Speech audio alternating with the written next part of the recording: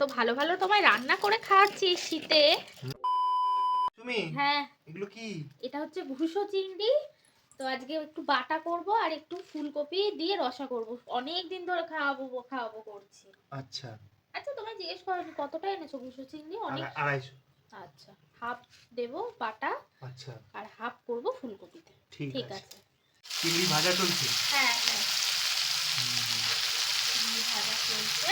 আচ্ছা, এটা কিছুটা ফুলকপিতে যাবে, কিছুটা হ্যাঁ, ভর্তা হবে। কিছুতে বাটা, চিংড়ি মাছ বাটা।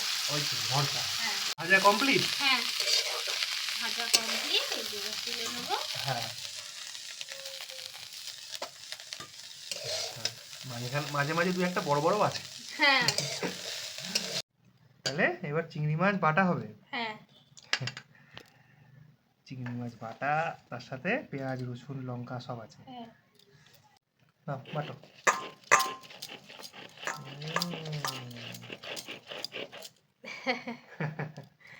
কত ভালো ভালো তোমায় রান্না করে খাওয়াচ্ছি শীতে।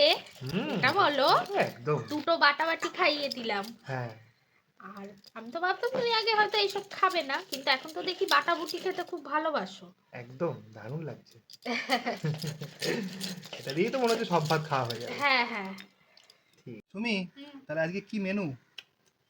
আজকে আছে চিংড়ি ভর্তা, হুম ডিমের অমলেট, হুম। আর এখানে কুসু চিংড়ি দিয়ে ফুলকপি। ও, কালারটা যা হয়েছে না, আর গন্ধ?